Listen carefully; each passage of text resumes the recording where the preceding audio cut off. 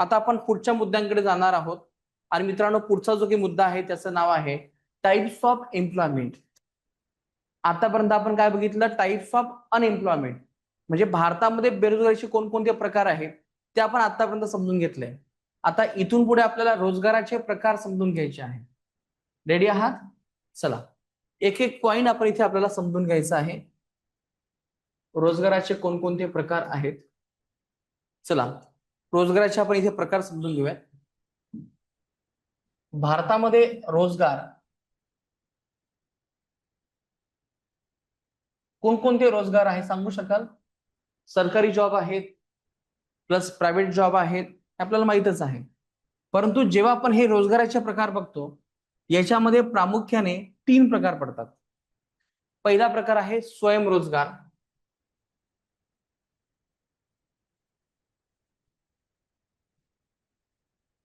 स्वयंरोजगार. दुसरा प्रकार आहे मजुरी. आणि तिसरा आहे या ठिकाणी इथे पगारदार. चला, हे 3 प्रकार आहेत का सांगा रोजगाराचे? तर आहेत. मग आता माझा प्रश्न हा आहे की भारतामध्ये सर्वात जास्त रोजगार हा कोणता असेल? चला विचार करा आणि सांगा.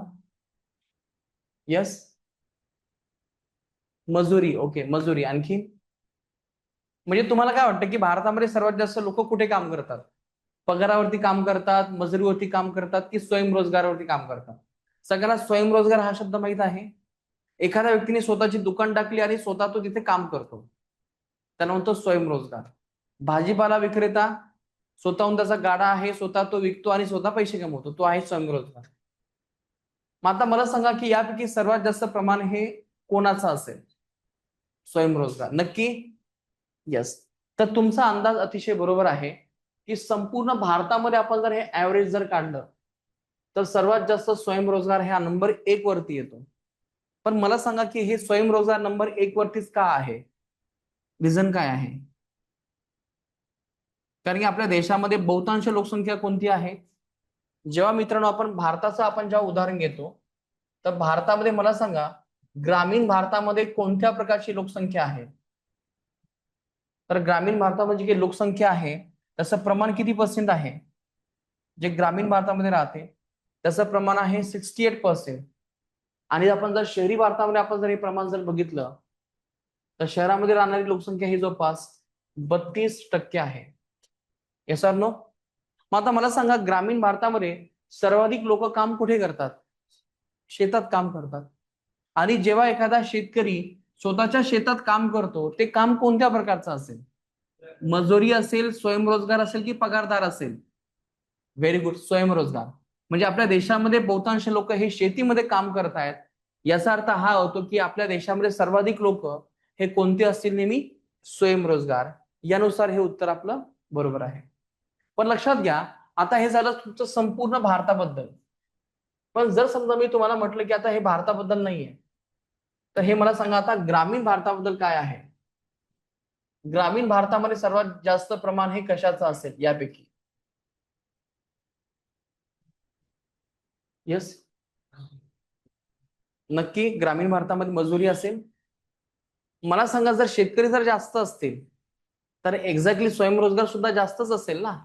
म्हणजे भारताचं जे चित्र आहे ते ग्रामीण भागाचं चित्र आहे. म्हणजे इथे सुद्धा हा सिक्वेन्स मित्रांनो असाच असेल. ग्रामीण भारतामध्ये सुद्धा स्वयंरोजगार हा नंबर 1 वरती आहे. नंबर 2 वरती आपल्या इथे मजुरी आहे. आणि नंबर 3 वरती आपला काय आहे? ते पगारदार आहे. सारखंच असेल. आता इथे आपल्याला लक्षात घ्यायचंय की मग शहरी भारतामध्ये काय आहे? शहरी भारतामध्ये जर बघितलं तर सर्वात जास्त रोजगार हा कोणत्या प्रकारचा असेल? यस, नक्की? चला सर, कोणता रोजगार जास्त असेल शहरी भारतामध्ये? पगारदार.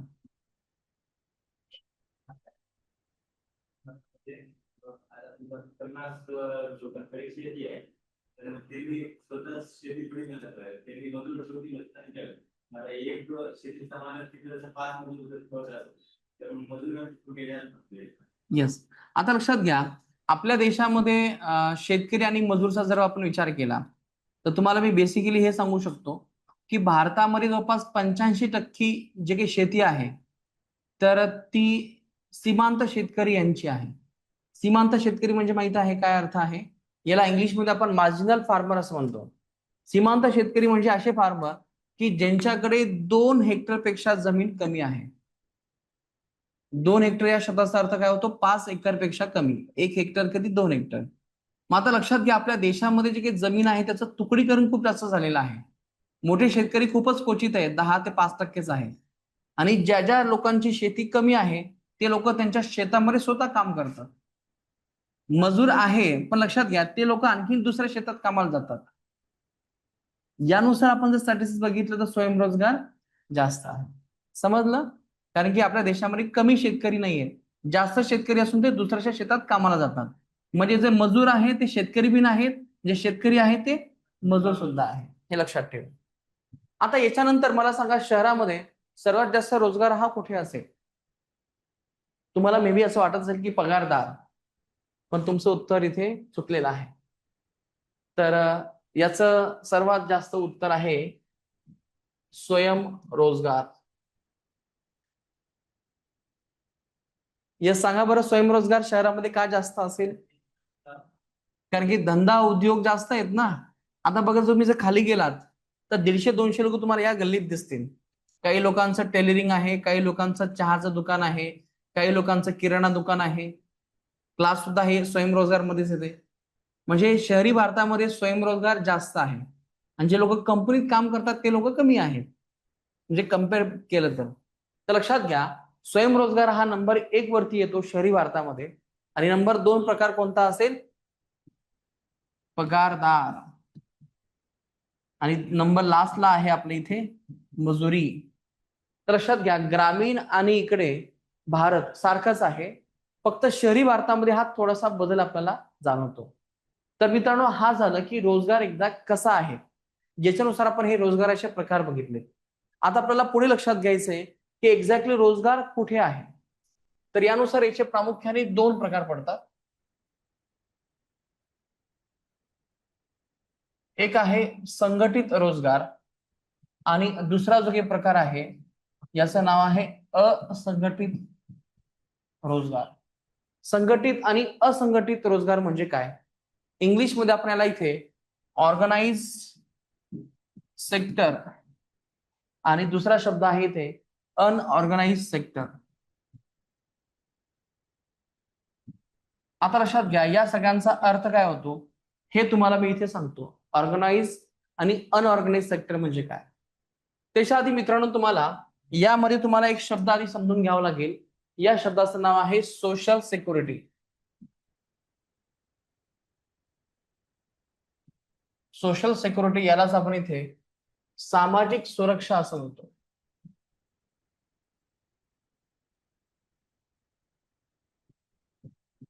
सामाजिक सुरक्षा म्हणजे काय हा अर्थ आधी समजून घ्या.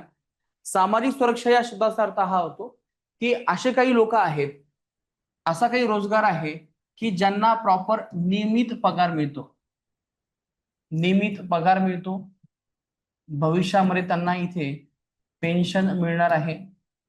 जे काही रोजगार आहे त्याची शाश्वतता आहे, तो रोजगार त्यांचा शाश्वत आहे. त्यांना विमा सुद्धा लागू आहे. एवढंच नाही तर त्यांचा भविष्यात पीएफ सुद्धा कटतो किंवा त्यांना पीएफ सुद्धा मिळणार आहे. लक्षात घ्या, सोशल सिक्युरिटीचा अर्थ लक्षात आला इथे. ह्या 5 गोष्टी, नियमित पगार आहे, पेन्शन आहे, रोजगार शाश्वत आहे, विमा आहे, पीएफ सुद्धा करतो. मग आता मला सांगा, हे जे काही लोक आहेत अशा प्रकारचे, हे कोणते लोक असतील? खासगी क्षेत्र की प्रायव्हेट सेक्टर?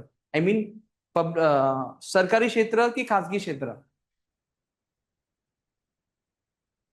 येस. म्हणजे हे लोक जे आहेत ना, ज्यांना जॉबची सिक्युरिटी आहे, बरोबर एका विशिष्ट तारखेला त्यांना पगार मिळतो, भविष्यात त्यांना पेन्शन मिळणार आहे, काही टेन्शन नाही आहे लाईफचं. तर अशा प्रकारचे काही लोक आहेत ते सगळे कोण आहेत? सरकारी क्षेत्रामधले आहेत. म्हणजे थोडक्यात अर्थ मित्रांनो लक्षात घ्या, जे लोक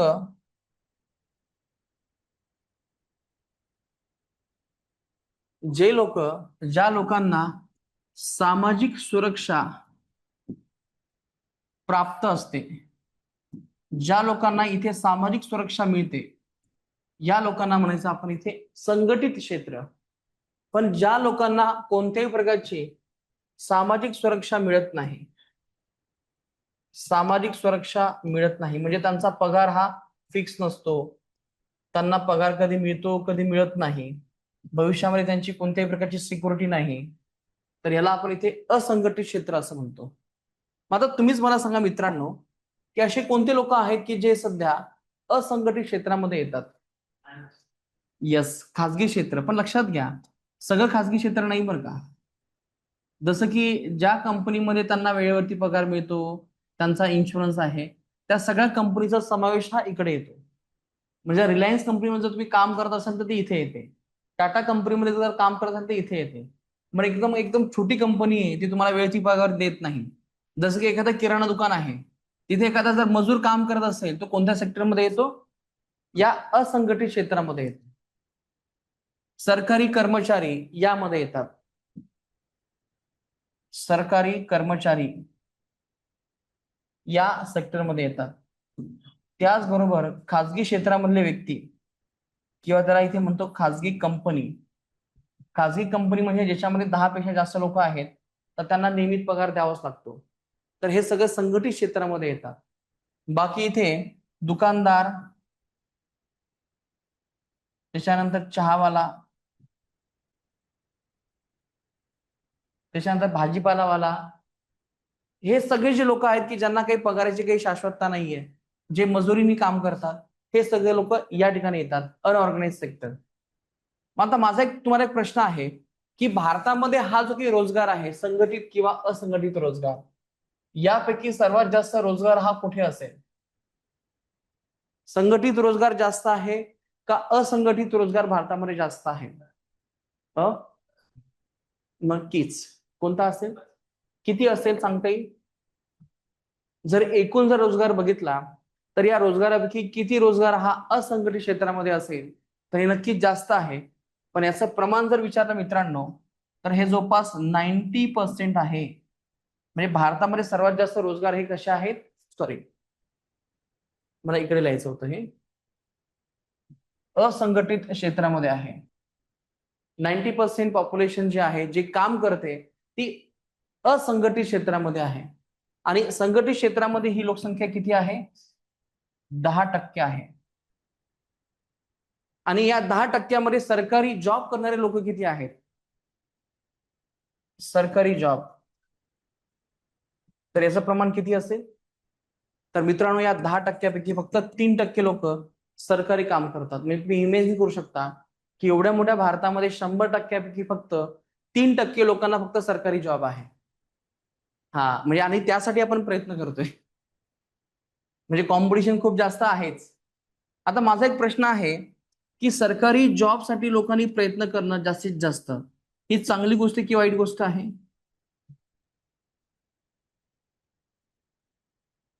येस, चांगली आहे. कशी चांगली आहे सांगा?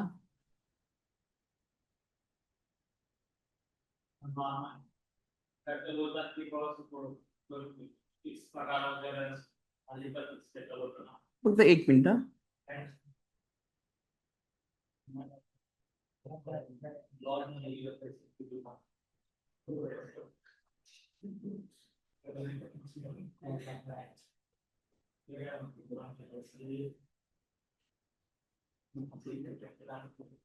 Yes, please continue.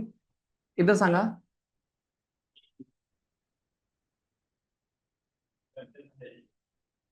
मी गावाकडून आलेलो आहे, तसं आमच्याकडे शेती कमी आहे, आम्ही व्यवसाय वगैरे टाकू शकत नाही, पैसा कमी आहे, आम्ही गव्हर्नमेंट जॉब आहे, पैसा वगैरे फिक्स आहे. येस, बरोबर. हो, म्हणजे बघा खूप सोपं आहे की सगळ्यांना इथे सरकारी जॉब हवाय. सरकारी जॉब साठी आपण प्रयत्न करतो कारण की आपली ऑलरेडी दळभद्री स्थिती आहे. मान्य करायला हवं, म्हणजे मी बी काही वेगळा नाही, मी त्याच कॅटेगरीमध्ये आहे की आपल्या सगळ्यांना सरकारी जॉब हवाय. कारण की एकदा सरकारी जॉब जर मिळाला तर आपण वेल सेटल होतो, आपलं लवकर लग्न होते. मुळात आज सगळे काही आज सरकारच्या मागे का लागलेत? कारण की सगळ्यांना माहित आहे की 10 एकर जमीन असली तरी लग्न होत नाही, आणि मुलीच्या बापाला सुद्धा फक्त सरकारी मुलगाच हवाय. का बरं? कारण की आता सगळ्यांना कळायला लागलं की प्रायव्हेट जॉबचं काही खरं नाही. पण जर लोकांना जर असं जर वाटत असेल तर ही गोष्ट चुकीची आहे. का चुकीची ते तुम्हाला मी सांगतो. लक्षात घ्या मित्रांनो, आपल्या देशामध्ये जर एखादा अतिशय हुशार व्यक्ती असेल, जर रँक होल्डर असेल 10वी मध्ये 12वी मध्ये, त्याचं स्वप्न काय असतं? IAS बनणं, IPS बनणं, डॉक्टर बनणे, इंजिनियर बनणं हे स्वप्न असते.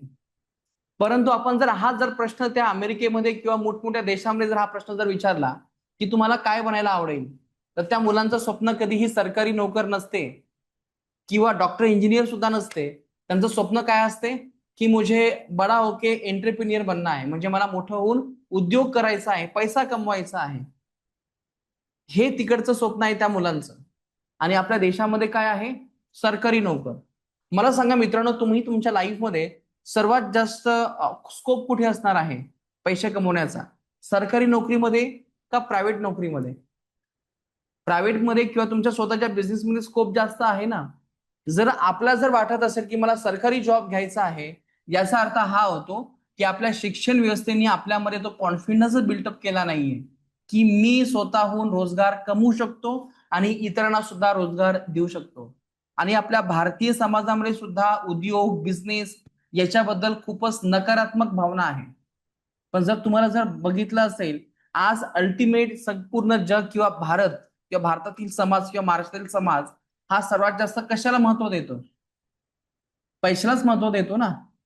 ज्या व्यक्तीकडे पैसा आहे तो त्याच्या मुलीचं लग्न, मुलाचं लग्न खूप चांगलं करू शकतो. पण तो सरकारी अधिकारी काय तसं लग्न करू शकतो का? मर्सिडीज जर घ्यायची असेल तर सरकारी जॉबमुळे ते शक्य आहे का? तर कधीच नाहीये. म्हणजे एका ठिकाणी आपण पैसा पैसा असं बोंबलतो आणि दुसऱ्या ठिकाणी काय करतो, आपल्याला सरकारी नोकरी सरकारी नोकरी असं म्हणतो. म्हणजे मित्रांनो, ही समाजाची असली द्विधा स्थिती आहे. म्हणजे प्रत्येकालाच वाटतं की माझ्या मुलाकडे, माझ्या जवळकडे चांगला पैसा असावा. नाही, गावाकडे हेच चालू आहे. लक्षात ठेवा, तुमची लग्न होणार नाही जोपर्यंत तुमच्याकडे सरकारी नोकरी नसेल तोपर्यंत. पैशाला व्हॅल्यू नाहीये. पण हा समाजाचा जो काही माइंडसेट आहे तो चुकीचा झालेला आहे, लक्षात ठेवा. कारण की आपल्या समाजामध्ये आपण बिझनेसला जर व्हॅल्यू देत नसेल तर तो समाज कधी पुढे जाणारच नाहीये. आणि लक्षात घ्या, अमेरिकेसारख्या देशामध्ये जे लोक मूर्ख असतात किंवा डोक्याने कमी असतात ते लोक तिकडे प्रशासकीय अधिकारी होतात. अमेरिकेमध्ये हा ट्रेंड आहे. ज्याला काही करता येत नाही त्यांनी सरकारी अधिकारी व्हावं, हा अमेरिकेमध्ये असणारा ट्रेंड आहे. आणि आपल्या भारतामध्ये उलट आहे. जो सर्वात हुशार आहे तर त्यांनी सरकारी अधिकारी बनावं. आणि तो सरकारमध्ये काय जाऊन काय करतो, परत त्या सिस्टीममध्ये जाऊन त्याचा दिमाग खराब करतो. हा, जे IIT वाले लोक आहेत ते नंतर सोडून देतात. त्यांना वाटतं की याच्यात काहीच नाहीये, सरकारमध्ये काम करायला स्कोप नाहीये. म्हणजे येस, खूप प्रेशर असते. आणि लक्षात ठेवा मित्रांनो, लाईफचे हे वेगवेगळे डायमेन्शन्स आहेत. काही लोकांना प्रायव्हेट नोकरी चांगली वाटते, काही लोकांना खासगी नोकरी चांगली वाटते. पण वास्तविकता एक गोष्ट नेहमी लक्षात ठेवा की आपली लायकी नाहीये तेवढा बिझनेस करण्याची किंवा तेवढं काम करण्याची. म्हणून आपण आपल्या लाईफमध्ये एकदम सेफ मार्ग स्वीकारतो. आणि हा आपला दोष नाहीये. हा दोष कोणाचा आहे? शिक्षण व्यवस्थेचा. कारण की शिक्षणाचा अर्थ तोच आहे ना की ज्याने तो प्राशन केलं तो गुरगुरतो. पण आपलं शिक्षण कसं आहे? आपण भाषण केलं की आपण काय फक्त गुलामी गुलामी गुलामी, सरकारी नोकरी सरकारी नोकरी. आणि आपल्या या शिक्षण व्यवस्थेचा हेतू एकच आहे. ते काय आहे? गुलाम तयार करणे, सरकारी नोकर तयार करणे. जी ब्रिटिशांनी व्यवस्था निर्माण केली 1835 पासून तीच आपण फॉलो करतो.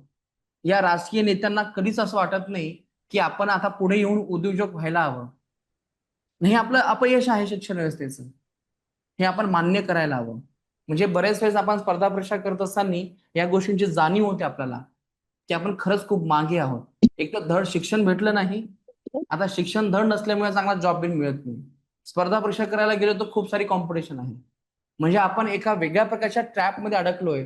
हे आपण सगळे युथ हे सगळं या ट्रॅपमध्ये अडकलेले आहोत. तुम्ही मी नाही तर सगळेच जण.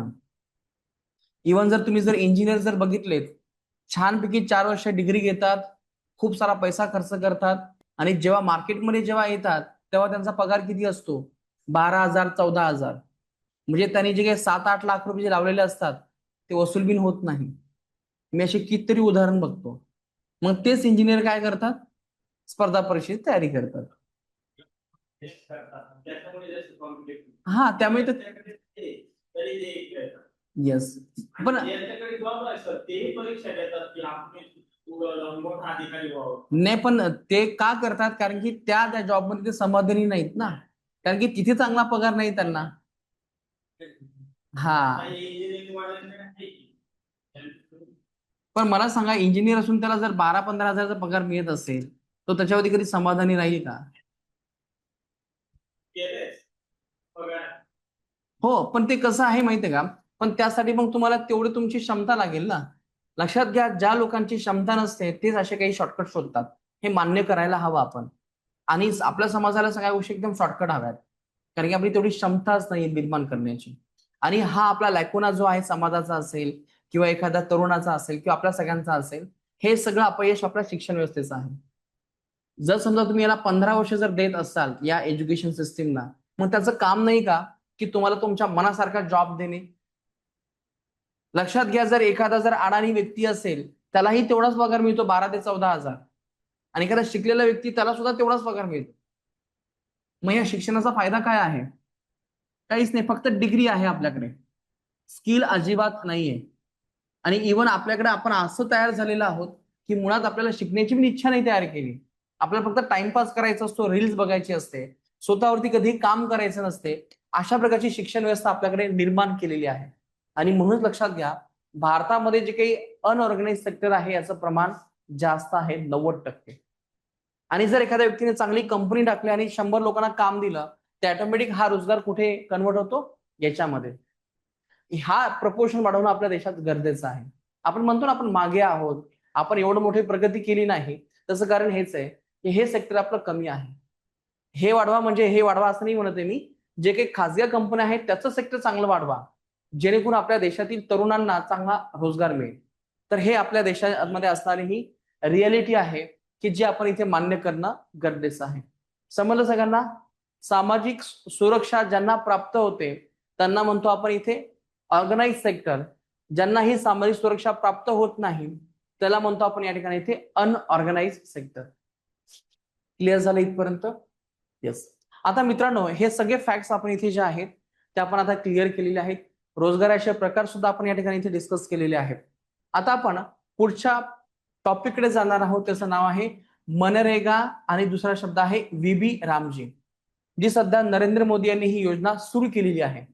पण त्याच्या आधी आपण बघूयात की आपल्याला किती वेळ आहे, कारण की थोडे 10-15 मिनिटं कन्सेप्ट चालेल. येस. आता लक्षात घ्या, आता हा जो काही टॉपिक आहे तुमचा बेरोजगारी, याच्यावरती तुम्हाला नेहमी कंपल्सरी कंबाईन किंवा सगळ्या परीक्षेला प्रश्न असतो. आता आपण ह्या बघितल्या सगळ्या बेसिक कन्सेप्ट. आता पुढचा पार्ट आहे की यासाठी कोणकोणत्या सरकारने योजना आणलेल्या आहेत, आणि यासाठी आपण अतिशय महत्वाची योजना डिस्कस करूयात. त्याचं नाव आहे मनरेगा.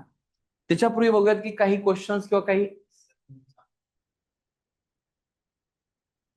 नाही, पण मग कन्सेप्ट हीच कंटिन्यू करायची. बरं बरं. पण तुमचं जेवणाचं वगैरे काय? हा, येस. वाटल्यास थोडा वेळ थांबा ही कन्सेप्ट झाल्यानंतर. चला, काही क्वेश्चन्स साऊंड नॉट क्लिअर आहे. चला, एकदा आवाज एकदा चेक करा. चला, आवाज एकदा चेक करा, आवाज येतोय का व्यवस्थित?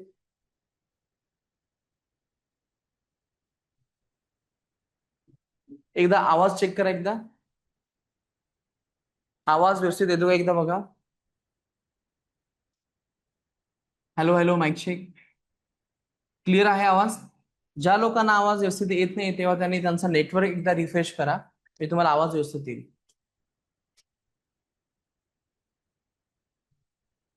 चला, एक तुम्हाला आणखीन एक कन्सेप्ट सांगतो. गिग वर्कर्स एक नवीन कन्सेप्ट आहे जे आपल्या परीक्षेला येऊ शकते. गिग वर्कर्स म्हणजे काय?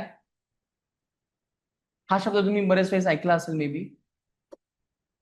बरेच वेळेस तुम्ही असे काही लोक बघितले असताल, डिलिव्हरी बॉय असेल किंवा त्याला आपण फ्रीलॅन्सर असं म्हणतो. आता गिग वर्कर्स या शब्दाचा अर्थ लक्षात घ्या की असे लोक की जे बांधेल नाहीये कामाला, ते त्यांच्या वेळेनुसार आणि कामानुसार काम करतात. जसं की तुम्हाला माहित असेल की डिलिव्हरी बॉय काय करतात? एक ऑर्डर असते, तेवढी ती प्लेस करतात आणि त्यांचा तो रोल खतम होतो. नंतर पुढची ऑर्डर. जर त्यांना जर घरी जायचं असेल तर त्यांचा लॉग इन ऑफ करतात आणि घरी जातात. तर हे झाले आपले गिग वर्कर्स. गिग वर्करचा आणखीन एक अर्थ आहे फ्रीलान्सर. फ्रीलान्सर म्हणजे काय? जसं की माझं काम, मी शिक्षक आहे, पण मी कोणत्याही एका विशिष्ट इन्स्टिट्यूटमध्ये नाहीये. मी त्या इन्स्टिट्यूटमध्ये जातो, लेक्चर घेतो, विषय संपवतो आणि माझं बाकीचा मार्ग मोकळा. मी माझ्या पद्धतीने माझा वेळ हे करू शकतो. म्हणजे असे काही लोक, फ्रीलान्सर म्हणजे असे लोक जे प्रामुख्याने कोणत्याही कंपनी बरोबर किंवा कोणत्याही संस्थेबरोबर किंवा विशिष्ट कामासाठी ते बांधील नसतात, म्हणजे वेळेसाठी बांधील नसतात. म्हणजे महिना ते महिना काम करायचं असं नाही. काही लोक असे असतात की 9 वाजता 6 वाजेपर्यंत त्यांना सलग काम करावं लागतं. नंतर महिन्याच्या शेवटी त्यांना काम मिळतं, म्हणजे पगार मिळतो. पण फ्रीलान्सर म्हणजे काय? की जे असे कोणत्याही प्रकारचे कामाला बांधील नसतात, वेळेला बांधील नसतात, जेवढं त्यांचं काम आहे तेवढं करतात आणि देण होतात. तर लक्षात घ्या, आपल्या देशामध्ये या लोकांना आपण इथे फ्रीलान्सर असं म्हणतो. आणि जे फ्रीलान्सर आहे त्यालाच काय म्हणायचं आपण इथे? Gig workers. मग आता मला एक सांगा मित्रांनो, जे काही गिग वर्कर्स आहेत यांना आपण इथे कोणत्या सेक्टरमध्ये टाकू शकतो? ऑर्गनाइज सेक्टर और अनऑर्गनाइज सेक्टर? Unorganise sector. कारण की त्यांना पगार काही फिक्स मिळेलच ही काही गॅरंटी नाहीये, नेहमी काम मिळेलच ही सुद्धा याची गॅरंटी नाहीये. म्हणजे गिग वर्कर्स हे कशामध्ये येतात? अनऑर्गनाइज सेक्टरमध्ये येतात. यांच्या समस्या ह्या खूप जास्त आहेत.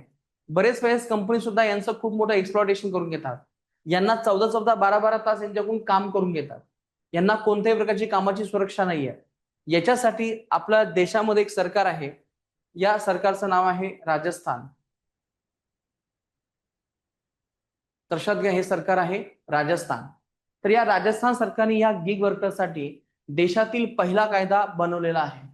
भारतामध्ये गिग कामगारांसाठी कायदा करणारे पहिले राज्य म्हणजे आहे राजस्थान. याच्यावरती तुम्हाला जसा आहे तसा प्रश्न इथे विचारला जातो. आता लक्षात घ्या, आणखीन एक दुसरा एक शब्द आहे, त्याचं नाव आहे ऑरेंज इकॉनॉमी. ऑरेंज इकॉनॉमी म्हणजे काय मित्रांनो? ऑरेंज इकॉनॉमी या शब्दाचा अर्थ हा होतो की जी इकॉनॉमी प्रामुख्याने काहीतरी क्रिएटिव्हिटी अवलंबून आहे. आता क्रिएटिव्हिटी म्हणजे काय? जसं की तुम्हाला रील स्टार माहित आहे. रील स्टार वेगळ्या प्रकारचे विषय बनवतात आणि त्याच्यावरती व्हिडिओ बनवतात. त्यांना युट्यूब मधून, इंस्टाग्राम मधून, सगळ्यामधून त्यांना पैसे मिळतात. आणि हे सगळं त्यांना पैसे कशावरती मिळतात? त्यांच्या क्रिएटिव्हिटीवरती.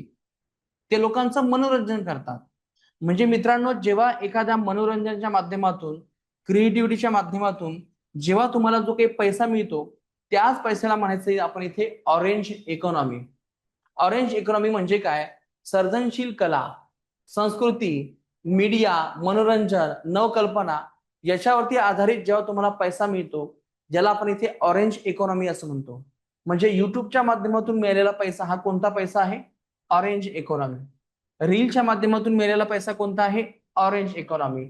बॉलिवूड किंवा हॉलिवूड इंडस्ट्रीमध्ये असलेला पैसा कोणता आहे? Orange economy. आता क्लासमध्ये जे तुम्हाला मी सांगतोय हा कोणता पैसा आहे? ऑरेंज इकॉनॉमी आहे का? नाही. कारण की आपण युट्यूबवरून कुठे पैसा कमवतोय? हे लेक्चरवरून कमवतोय ना. पण जर समजा हेच लेक्चर आपण जर युट्यूबला टाकलं आणि तिथून समजा आपल्याला $3-4 मिळाले, तर त्या पैशाला म्हणायचं आपण इथे ऑरेंज इकॉनॉमी. ऑरेंज इकॉनॉमी म्हणजे काय? थोडक्यात जे काही क्रिएटिव्हिटी आहे, ऑनलाईन आहे, याच्या माध्यमातून जो काही पैसा आपण कमवतो त्याला आपण इथे ऑरेंज इकॉनॉमी असं म्हणतो. मग याच्यामध्ये वेगळ्या प्रकारचे प्रकार आहेत. परफॉर्मिंग आर्ट्स, चित्रपट, मीडिया, मनोरंजन, साहित्य, प्रकाशन, हस्तकला, डान्स, रील्स, या सगळ्या गोष्टी ह्या तुमच्या ऑरेंज इकॉनॉमीमध्ये येतात. आणि हे सगळं मी तुम्हाला का सांगतोय? कारण की मागच्या मीटिंगमध्ये म्हणजे 2025च्या व्हीओएस मीटिंगमध्ये नरेंद्र मोदी यांनी या ऑरेंज इकॉनॉमीचा स्कोप सांगितला होता. ज्या आपल्या देशाची ऑरेंज इकॉनॉमी आहे ती भविष्यामध्ये आणखीनच डबलनं तिबलनं वाढू शकते. मग आता मला सांगा मित्रांनो, ही जी काही ऑरेंज इकॉनॉमी आहे ती देशासाठी चांगली का वाईट आहे? जे रील स्टार आहेत ते खूप मोठा पैसा कमवतात, काहीतरी फालतू डान्स करतायत किंवा काहीतरी फालतू बोलतायत, त्याच्यावरती ते पैसा कमवतात. ही चांगली गोष्ट की वाईट गोष्ट आहे? आता तुम्हाला हे ठरवायचं. मी तुम्हाला हे का सांगतोय? कारण की तुम्ही बऱ्याच वेळेस जेव्हा रील्स वगैरे बघता तेव्हा असं वाटतं की किती फालतूगिरी आहे, पण तरी सुद्धा तुम्ही ते बघत असता आणि तुम्ही बघता म्हणूनच ते कंटेंट क्रिएट करतात. म्हणजे कोणताही युट्यूबर किंवा कोणताही रील स्टार याचा उद्देश हाच असतो की क्या चलता है, जो चलता है वही बिकता है और जो बिकता है वही हमें करना है. अशा प्रकारचा एक ट्रेंड तयार झालेला आहे. अश्लील गाणे तयार करणे, अश्लील हावभाव तयार करणे, अश्लील बोलणे, शिव्या देणे, ह्या गोष्टी समाजाला आवडायला लागल्यात. म्हणून तशा प्रकारच्या रील्स, तशा प्रकारचे व्हिडिओज तयार व्हायला लागले. म्हणजे याला काय म्हणायचं मित्रांनो, थोडक्यात आपल्या समाजाचं असलेलं अधपतन. हे नक्कीच जसे याचे तोटे आहेत तसे फायदे सुद्धा आहेत. खूप चांगले लोक आहेत की जे खूप चांगला कंटेंट बनवत आहेत. मग आता मला सांगा, तुम्हाला काय करायचंय? लाईफमध्ये फालतू बनायचं आहे का लाईफमध्ये स्वतःला ट्रान्सफॉर्म करायचं आहे? ज्या लोकांना पुढे जायचंय त्या लोकांनी काय करायचंय? अशा प्रकारचे युट्यूब चॅनल्स फॉलो करायचे नाही. लगेच त्याच्यावरती जाऊन त्याला नॉट इंटरेस्टेड करायचं, म्हणजे ते तुम्हाला युट्यूब चॅनल परत दिसणार नाही. म्हणजे लक्षात घ्या मित्रांनो, आज जगामध्ये चांगल्या गोष्टी आहेत, वाईट गोष्टी आहेत. तुम्हाला काय उचलायचं हे तुमच्यावरती डिपेंड आहे. आणि जो काही युट्यूब आहे तो सुद्धा तुम्हाला तशा प्रकारचं अनालिटिक्स किंवा आपण त्याला इथे म्हणतो त्याचं एक अल्गोरिदम असतो त्या युट्यूब चॅनलचा, तो तुम्हाला बरोबर त्या दृष्टिकोनातून दाखवतो. एक उदाहरण मी तुम्हाला दाखवतो. आता काही दिवसापूर्वी मी युट्यूबवरती किंवा मग एखाद्या वेबसाईटवरती मी किडनी स्टोन बद्दल मी सर्च केलं, तर मला तिथून पुढे किडनी स्टोनचेच व्हिडिओ यायला लागलेत. तुम्ही तो अनुभव घेतला असेल. म्हणजे याचा अर्थ काय आहे की युट्यूब काय करतो, तुमचा अल्गोरिदम आणि तुमचा इंटरेस्ट त्यानुसार तुम्हाला तो तो व्हिडिओ दाखवतो. जर एखाद्या व्यक्तीचा आपण जर मोबाईल बघितला आणि युट्यूब जर हिस्ट्री बघितली, ज्या प्रकारचे तुम्ही ते व्हिडिओ बघितलेत, तर यानुसार तुम्हाला एक गोष्ट नक्की कळेल की त्या व्यक्तीचा माइंडसेट कसा आहे. आता बघा, आपण काही दिवसापूर्वी आपण वारीचे आपण व्हिडिओ बघत होतो. आता इथून पुढे सगळे आपल्याला वारीचेच व्हिडिओ आपल्याला दिसत आहेत. पंढरपूरची वारी. म्हणजे याचा अर्थ काय होतो की हे सगळं जे आहे ते आपला सगळा माइंडसेट रीड करून त्या पद्धतीने तुम्हाला तो अल्गोरिदम तयार केला जातो. आणि हे सगळं एकदम सिस्टमॅटिक पद्धतीने होत असते. यामध्ये एआयचा वापर केला जातो. आणि यासाठीच मित्रांनो, ऑरेंज इकॉनॉमी जेवढी चांगली आहे तेवढी घातक सुद्धा आहे. ऑरेंज इकॉनॉमीमध्ये पैसा मिळू शकतो, परंतु जी काही संस्कृती आहे, जे व्हॅल्यूज आहेत किंवा जे काही महिलांसंदर्भात जी काही भूमिका आहेत त्या बदलू शकतात. आता बऱ्याच अशा मुली आहेत रील स्टार की जे विनाकारण अंग प्रदर्शन करून समाजामध्ये भडक भावना भडकवण्याचा प्रयत्न करतायत. हा अँगल मग चुकीचाच आहे. तर हे याचे पॉझिटिव्ह आणि निगेटिव्ह दोन्ही अँगल आहेत. आता हे आपण इथं समजून घेतलंय. आता आपल्याला सर्वात महत्त्वाचं समजून घ्यायचं आहे की भारतामध्ये हे रोजगार वाढवण्यासाठी सरकारने कोणकोणते प्रयत्न केलेले आहेत. तर मित्रांनो, तुम्हाला या योजनेवरती नेहमी प्रश्न असतात. मुळात जे काही रोजगार योजना आहे त्याचे दोन प्रकार पडतात. तर पहिला प्रकार आहे इथे मजुरी हा प्रकार आहे, आणि दुसरा जो काही प्रकार आहे याचं नाव आहे स्वयंरोजगार. रोजगार आणि स्वयंरोजगार असे याचे हे दोन प्रकार आहेत. मात्र लक्षात घ्या, मजुरी म्हणजे काय? मजुरी या शब्दाचा अर्थ हा होतो, सरकारने तुम्हाला मजुरीसाठी काम दिलेलं आहे, त्याला म्हणतो मजुरी. आणि स्वयंरोजगार म्हणजे काय, की तुम्ही स्वतःहून रोजगार निर्माण करावा यासाठी सरकार तुम्हाला फंडिंग करते, म्हणजे पैसा देते. तर यासाठी लक्षात घ्या, भारतामध्ये आपण सर्वप्रथम 1980 मध्ये ही योजना सुरू केली होती, ज्यांचं नाव आहे NREP. NREPचा अर्थ काय होतो? National rural employment programme. 1980 मध्ये सुरू झाली. याचा उद्देश हाच होता की ग्रामीण भागामध्ये अकुशल मजुरांना मजुरी पुरवणे. नंतर 1983 मध्ये RLEGP म्हणजे landless employment guarantee program, rural landless employment guarantee program RLGP 1983 मध्ये सुरू केली. म्हणजे ग्रामीण भारतामध्ये ज्या लोकांकडे जमीन नाही त्यांना अशा प्रकारची मजुरी देणे हा याचं उद्दिष्ट होतं 1983. आता बघा, हे खूप महत्वाचं आहे बरं का. 1989 मध्ये आपण काय केलं, ह्या ज्या काही वर्षा योजना आहेत NREP आणि RLEGP यांना आपण एकत्र केलं आणि एक नवीन योजना सुरू केली ज्याचं नाव आहे जवाहर रोजगार योजना. याच्यावरती खूप वेळेस आपल्याला प्रश्न आलेले आहेत. तर ती योजना आपण कधी सुरू केली? 1989 मध्ये. म्हणजे आता तुम्हाला हे लक्षात ठेवायचं आहे, NREPचा अर्थ काय आहे? National rural employment program. ही योजना आपण सुरू केली 1980 मध्ये. 1983 मध्ये कोणती सुरू केलेली आहे? Rural landless employment program RLEGP guarantee program 1983. ह्या दोघांना आपण एकत्र केलं 1989 मध्ये आणि कोणती योजना तयार केली? जवाहर रोजगार योजना. पहिला सिक्वेन्स लक्षात आला का? हा खूप महत्वाचा आहे. या तुम्हाला प्रश्न जे आलेले आहेत मित्रांनो आतापर्यंत ते वर्षानुसार आलेले आहेत. मॅथ्स द पेअर मध्ये तुम्हाला हे असे वर्ष विचारलेले आहेत. नंतर आहे 1993 मध्ये आपल्याला स्कीम आहे ईजचा अर्थ हा होतो एम्प्लॉयमेंट ऍश्युरन्स स्कीम. 1993 यामध्ये दुर्गम व खडकाळ भागात रोजगाराचे आश्वासन देण्यासाठी 100 दिवसांची ही योजना आहे. याचं नाव आहे EAS एम्प्लॉयमेंट ऍश्युरन्स स्कीम 1993. त्याच्यानंतर ग्रामीण भागामध्ये पायाभूत सुविधा देण्यासाठी 1999 मध्ये आपण एक योजना आणली ज्याचं नाव आहे जवाहर ग्राम समृद्धी योजना. म्हणजे आता इथे लक्षात घ्या, हे तुम्हाला समजलं असेल की हे दोन प्रकार वेगळे आहेत. 1993 मध्ये आपण कोणती आणली असेल EAS. 1993 मध्ये लक्षात घ्या. 1999 मध्ये कोणती आणलेली आहे जवाहर ग्राम समृद्धी रोजगार योजना किंवा आपण त्याला समृद्धी योजना असं म्हणूयात. ग्राम समृद्धी योजना जवाहर ग्राम समृद्धी योजना 1999. आता लक्षात घ्या गंमत काय झालेली आहे, या दोघांना आपण इथे एकत्र केलं आणि कोणती योजना बनवली आता आपण 2001 मध्ये आपण एक नवीन योजना बनवली ज्याचं नाव लक्षात घ्या महत्वाचं आहे, ज्याचं नाव आहे मित्रांनो संपूर्ण ग्रामीण रोजगार योजना SGRY संपूर्ण ग्रामीण रोजगार योजना. कधी बनवली आपण ती 2001 मध्ये. आता तुम्हाला नेहमी असे प्रश्न येतात की कोणती योजना कशामध्ये मर्ज केली सांगा. 1980 मध्ये कोणती आहे NREP. 1983 मध्ये कोणती आहे RLEGP. यांना एकत्र केलं 1989 मध्ये आणि काय नाव केलं JRY. आता लक्षात घ्या मित्रांनो 1993 ची कोणती योजना आहे EAS. नंतर आहे 1999 ची कोणती आहे जवाहर ग्राम समृद्धी योजना. यस, यांना आपण इथे एकत्र केलं. आता बघा काय काय झालेलं आहे यामध्ये हे आता हे थोडंसं समजून घ्या.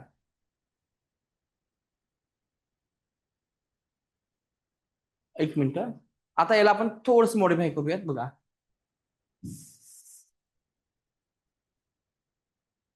बघा EAS ही योजना आहे 1993 ची आणि जी काही योजना आहे आपली जवाहर रोजगार योजना जी आपण 1989 मध्ये स्थापन केली होती, यांना आपण इथे एकत्र केलं आणि एक योजना आपण बनवली 1999 मध्ये. याचं नाव आहे जवाहर ग्राम समृद्धी योजना. बस थोडंसंच राहिला आता हा फॅक्ट. 1989 मध्ये आपण जे काही JRY आणि 1993 मध्ये आपण जी बनवली त्याला आपण 1999 मध्ये एकत्र केलं ज्याचं नाव आहे जवाहर ग्राम समृद्धी योजना. जवाहर ग्राम समृद्धी योजना आपण इथे एकत्र केली. त्याच्यानंतर लक्षात घ्या मित्रांनो परत याच्यामध्ये EAS आणि JSY यांना आपण इथे एकत्र केलं आणि कोणती योजना बनवली आपण संपूर्ण ग्रामीण रोजगार योजना. त्याच्यानंतर 2004 मध्ये सरकारने फूड फॉर वर्क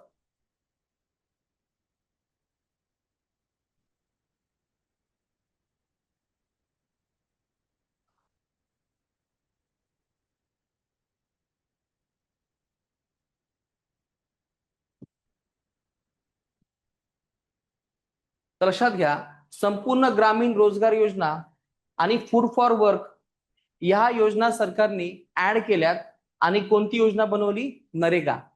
तुम्हाला मित्रांनो याच्यावरती खूप वेळेस प्रश्न आलेले आहेत की नरेगामध्ये कोणत्या दोन योजना आपण ऍड केल्यात, तर कोणत्या आहेत संपूर्ण ग्रामीण रोजगार योजना आणि फूड फॉर वर्क ह्या दोन एकत्र केल्या आणि नरेगाची आपण सुरुवात केली.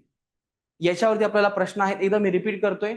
नरेगामध्ये कोणत्या दोन योजना एकत्र केल्यात हे लक्षात ठेवा. संपूर्ण ग्रामीण रोजगार योजना आणि फूड फॉर वर्क एकत्र केल्यात आणि नरेगा आपण सुरुवात केली.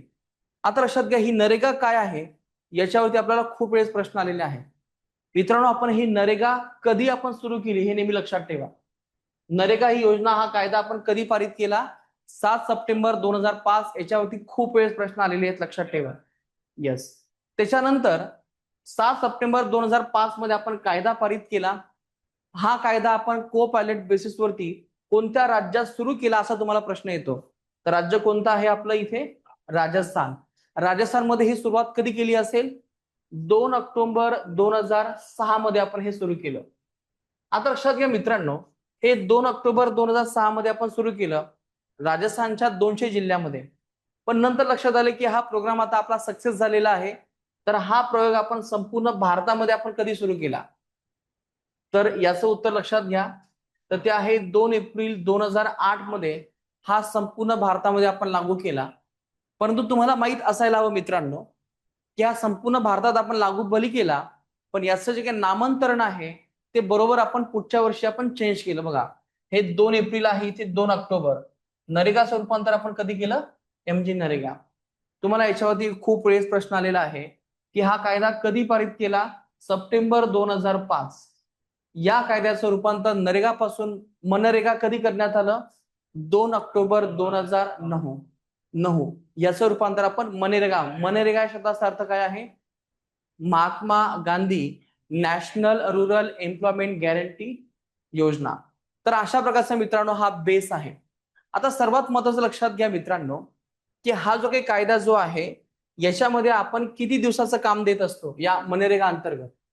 या अंतर्गत आपण जवळपास 100 दिवसांचं आपण त्यांना काम देत असतो, हे तुम्हाला माहित असेल. पण हे काम कोणाचं आहे? कोणासाठी आहे? अकुशल लोकांसाठी आहे. म्हणजे ज्यांना कोणत्याही प्रकारचं कौशल्य नाही, जे शारीरिकदृष्ट्या काम करत असतात. आणि विशेषतः लक्षात घ्या, हे काम कोणाला दिलं जातं? तर जी काही लोकसंख्या ही ग्रामीण भारतामध्ये आहे त्यांना हे काम दिलं जातं. आणि विशेषतः यासाठी कोणत्याही प्रकारची दारिद्र्य रेषेखाली असण्याची गरज नाही. थोडक्यात बीपीएल फॅमिली असण्याची गरज नाही. ग्रामीण भारतामध्ये वाटेल त्या व्यक्तीला हा रोजगार दिला जातो. पण हा रोजगार कोणाला असेल? फक्त ग्रामीण भागामध्ये असणाऱ्या फक्त एका कुटुंबाला. म्हणजे कुटुंबातील सगळे व्यक्ती नाही, कुटुंबातील एका व्यक्ती 100 दिवसाचा हा रोजगार दिला जातो. आणि विशेषतः तो अकुशल लोकांना हा रोजगार दिला जातो. मला सांगा, गावामध्ये जर एखादा शिक्षक असेल त्याला हे मनरेगा अंतर्गत काम मिळेल का? नाही. जर अकुशल असेल तरच हा काम मिळेल. पण मित्रांनो, सध्या मोदी साहेबांनी हा कायदा बदललेला आहे. मनरेगा हा कायदा स्क्रॅप केला आणि एक नवीन कायदा बनवला. आणि या नवीन कायद्याचं नाव आहे VBG रामजी. तर लक्षात घ्या, तुम्हाला याच्यावरती असा एक प्रश्न विचारला जातो की याचा लॉंग फॉर्म काय आहे? तर याचा लॉंग फॉर्म असा आहे, विकसित भारत गॅरंटी रूरल आजीविका मिशन ग्रामीण. तर हा शब्द लक्षात ठेवा. राम या शब्दाचा अर्थ हा राम भगवान नाहीये. राम या शब्दाचा अर्थ आहे रूरल ऍश्युरन्स. काय आहे? मिशन. ए या शब्दाचा अर्थ हा आजीविका म्हणजे जीवन जगण्यासाठी. आर फॉर रुरल या अर्थाने इथे मित्रांनो हा शब्द दिलेला आहे VBG रामजी. तर हा शब्द इथे आपल्याला समजून घ्यायचा आहे. आता याच्यामध्ये लक्षात घ्या, आधी आपल्याला किती दिवसाचं काम मिळायचं, पण याच्यामध्ये किती दिवसाचं काम मिळते? 125 दिवसाचं काम मिळते. मग आता माझा तुम्हाला एक प्रश्न आहे, चांगलं केलं की वाईट केलं साहेबांनी? चांगलं केलं, नक्कीच. 100 पासून 125 म्हणजे चांगलंच काम केलं. Very good. आता मला सांगा, आतापर्यंत जे काही नरेगा आहे याच्यामध्ये संपूर्ण काम देण्याची जबाबदारी कोणाची असती? केंद्र सरकारची. म्हणजे फंडिंग कोण करायचं? 100% केंद्र सरकार. पण आता इथून पुढे हे फंडिंग कोण करेल? तर हे 60 आणि 40 या रेशो मध्ये आहे. याच्यावरती आपल्याला प्रश्न विचारला जातो की VB रामजी मध्ये हा रेशो किती आहे? 60-40. 60% कोणाचं आहे? केंद्र सरकारचं. आणि 40% कोणाचं आहे? राज्य सरकारचं. मग आता मला सांगा, हे चांगलं केलं की वाईट केलं? हे वाईट केलं. राज्यांवरती ताण पडलाय. आतापर्यंत हे सगळी जबाबदारी कोणाची होती? केंद्राची होती. चला, आता लक्षात घ्या, सर्वात मोठा प्रॉब्लेम हा आहे की मनरेगा अंतर्गत तुम्हाला हा अधिकार दिला होता, राईट टू वर्क हा तुम्हाला अधिकार दिला होता. म्हणजे काम मिळवण्याचा तुमचा अधिकार आहे. परंतु या साहेबांनी किंवा आपले मोदी साहेबांनी या कायद्यामध्ये राईट टू वर्क हे काढून घेतलं. साहेबांनी सांगितले की जोपर्यंत काम आहे तोपर्यंतच तुम्हाला काम मिळेल. पैसा संपला, बसा बोंबलत. Are you getting my point? म्हणजे ज्याला वाटेल त्याला काम देणं हे मनरेगाचं काम होतं. पण याच्यामध्ये सांगितलं की आमच्याकडे समजा 1000 रुपये जर असतील तर 1000 जेवढं काम द्यायचं आम्ही तेवढं देणार, बाकीची मग बसा बोंबलत. बाकीच्या लोकांना आम्ही काम देणं हे आमचं काम नाही. पण याच्यामध्ये असं नव्हतं. मागेल त्याला काम हा नारा या मनरेगाचा होता. याच्यामध्ये असं अजिबातच नाहीये. आणि एक शोकांतिकाची बाब ही आहे की आता VB रामजी मध्ये आता हळूहळू सरकार काय करत चाललंय, त्याचा फंडिंग जे आहे, जो खर्च आहे, आता तो कमी कमी करत चाललाय. मग ही चांगली गोष्ट आहे का वाईट गोष्ट आहे? वाईट गोष्ट आहे. म्हणजे सरकारला फक्त काय करायचं आहे की हळूहळू ही VB रामजी ही जी काही योजना आहे ती बंद करायची. पण ठीक आहे, ते काही असू द्या, आपल्याला हे पाठ करायचंय. आपल्या परीक्षेला याच्यावरती 101% प्रश्न असेल. याच्यावरती प्रश्न आहे म्हणजे आहे, लक्षात ठेवा. फक्त साहेबांनी काय केलं की जे काही आतापर्यंत जे पेमेंट डिले व्हायचं, याला थोडंसं यांनी आणखीन आधुनिक स्वरूपामध्ये केलं. बरेच वेळ काय व्हायचं की जे काही म्हणजे लोक असायचे ते घरी बसलेले असायचे, पण घरी बसून ते हे मनरेगाचं पेमेंट घ्यायचं. आता साहेबांनी काय केलं, जिओ मॅपिंग केलं. समजा तुम्ही जर त्या कामाच्या ठिकाणी असेल तर तुमची ती प्रेझेंटी घेतली जाते आणि नंतर तुमच्यावरती तो म्हणजे तुमच्या अकाउंटमध्ये पैसा ट्रान्सफर केला जातो. आधी असे खूप सारे लोक होते, गावातल्या अर्ध्या लोकांनाही मनरेगा मिळायचं पण काम काही होतच नसायचं. म्हणजे थोडक्यात काय, या योजनेमध्ये खूप सारा भ्रष्टाचार होता, जो साहेबांनी इथे हा कमी करण्याचा प्रयत्न केला. आधी कसं असायचं की ग्रामपंचायतींना हा अधिकार देण्यात आला होता, आता ग्रामपंचायत अधिकार यांनी कमी केला. थोडक्यात काय तर या कायद्यामध्ये असे खूप सारे उलटसुलट बदल केलेत की ज्यामुळे खऱ्या अर्थाने या कायद्याचा फायदा न होता हळूहळू तोटा होईल आणि एक देव असे येईल की ही योजना बंद केला जाईल. पण ते आपल्याला महत्वाची नाही, आपल्याला फक्त ही योजना पाठ करायचंय, हेच आपलं इथे कर्तव्य आहे. समजला हा? येस. आता मित्रांनो, आणखीन एक समजून घ्यायचं आपल्याला, या VB रामजीच्या व्यतिरिक्त सरकारने आणखीन एक योजना सुरू केलेली आहे, ज्याचं नाव आहे, शेवटचा टप्पा आहे आपला आता, याचं नाव आहे एम्प्लॉयमेंट लिंक इन्सेंटिव्ह. आता एम्प्लॉयमेंट लिंक इन्सेंटिव्ह म्हणजे काय, तर हे थोडंसं लक्षात ठेवायच्यावरती प्रश्न आहे आपल्याला. लक्षात घ्या मित्रांनो, जे लोक जॉब मिळवतील त्यांना सरकार प्रत्येक महिन्याला किंवा महिन्याला म्हणल्यापेक्षा मी म्हणेल की एका वर्षामध्ये त्यांना सरकार किती पगार देईल, तर ते आहे 15,000. लक्षात ठेवा. समजा एक तुम्हाला मी एक उदाहरण देतो. तुमचं नाव काय आहे? मोहन. समजा मोहननी एखादा जॉब पकडला आणि त्याला तिथे समजा 16,000 पगार आहे, तर अशा वेळेस सरकार असं म्हणेल की 15,000 मी माझ्या खिशातून तुला देतोय. पण हे देत असताना याच्यामध्ये इन्स्टॉलमेंट ठरलेले आहेत. 6 महिने झाले की अर्धे पैसे आणि 6 महिने झाले की अर्धे पैसे. हे कोण देईल तुम्हाला? सरकार देईल. आता मला सांगा मित्रांनो, ज्याला ऑलरेडी जॉब मिळालेला आहे, परत त्याला पैसे देण्याची गरज आहे का? पण या स्कीम मध्ये केलेला आहे. आणि या स्कीम मध्ये याचा हेतू हा होता की सरकारला असं दाखवायचं होतं की पुढच्या 2 वर्षामध्ये आम्ही आपल्या देशामध्ये किती रोजगार तयार केलेले आहेत. तर सरकारला सांगायचं होतं की आम्ही 3.5 कोटी रोजगार तयार केलेले आहेत. हे वर्ष लक्षात ठेवा, हे वर्ष खूप महत्वाचं आहे. 1 ऑगस्ट 2025 ते 31 जुलै 2027 या वर्षामध्ये सरकारला 3.5 कोटी रोजगार निर्माण करायचे. आणि हे नवीन रोजगार नसतील बरं का, जे रोजगार आहेत त्यालाच फक्त आपण फंडिंग करणार आहोत. यासाठी आपण जवळपास 99,000 कोटी एवढे आपण खर्च करतोय. म्हणजे काय नाही मित्रांनो, या योजनेमध्ये कोणत्याही प्रकारचा फायदा न होता फक्त सरकार या पैशांचं वाटप करणार आहे. ही बाब इथे आपल्याला फक्त इथे लक्षात ठेवायची. जर तुम्हाला जर प्रश्न विचारला की ज्यांनी जॉब घेतलेला आहे त्याला किती रुपये मिळणार आहेत, तर 15,000. आणि ज्यांनी जॉब दिलेला आहे त्याला किती रुपये मिळणार आहे, तर त्याला मिळणार आहे जवळपास 3,000 रुपये. आणि हे 3,000 किती मिळणार आहे? 2 वर्ष. मग आता लक्षात घ्या, जर महिन्याला समजा 3,000 असेल तर 12 महिन्याला किती आहे? 36,000. आणि 2 वर्षाला किती आहे? 72,000. म्हणजे ज्यांनी हा रोजगार दिला त्या एम्प्लॉयरला किंवा त्या उद्योजकाला 36,000 रुपये काही न करता त्याच्या खिशामध्ये येत आहेत. म्हणजे याचा अर्थ काही नाही की मोदी साहेबांनी फक्त पैसा लुटायचं काम केले, की पैसा लुटो, सिर्फ हमें क्या चाहिए, आम्हाला फक्त हे चाहिए की आम्हाला फक्त 3.5 वर्षामध्ये 2 वर्षामध्ये आम्हाला फक्त 3.5 कोटी एवढे रोजगार आम्हाला तुम्हाला दाखवायचे. पण मला सांगा मित्रांनो, खऱ्या अर्थाने हे रोजगार निर्माण झालेले असतील का? नाही. तर या अँगलने हे थोडंसं पाठांतर करून घ्या. एम्प्लॉयमेंट लिंक इन्सेंटिव्ह याच्यावरती आपल्याला प्रश्न असण्याची जरा दाट शक्यता आहे. तर अशा प्रकारच्या आपण इथे महत्वाच्या योजना डिस्कस केल्यात. बेरोजगारी हा टॉपिक आपण डिस्कस केलाय. आता तुम्ही घरी जाऊन काय करा, या टॉपिकवरती जेवढे जेवढे PYQ आले तेवढे सगळे सॉल्व्ह करा. माझी इथे अशी गॅरंटी आहे, विश्वास आहे की या 100% पैकी तुम्हाला 70% सगळेच क्वेश्चन्स बरोबर येतील. सुटत नाही तर बरोबर येतील. या दृष्टिकोनातून आपण हा टॉपिक जवळपास या 3 तासामध्ये आपण हा कव्हर केलेला आहे. तर या संदर्भात तुम्हाला काही क्वेश्चन डाऊट असेल तर मला सांगू शकता.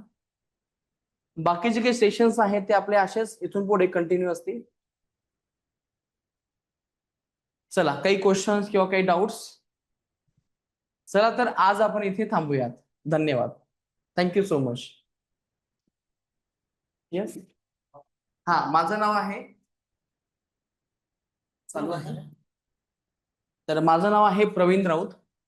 माझा बेस सब्जेक्ट जो आहे तो इकॉनॉमी आहे. युपीएससी आणि एमपीएससी ला मी GS3 आणि GS4 मी शिकवतो.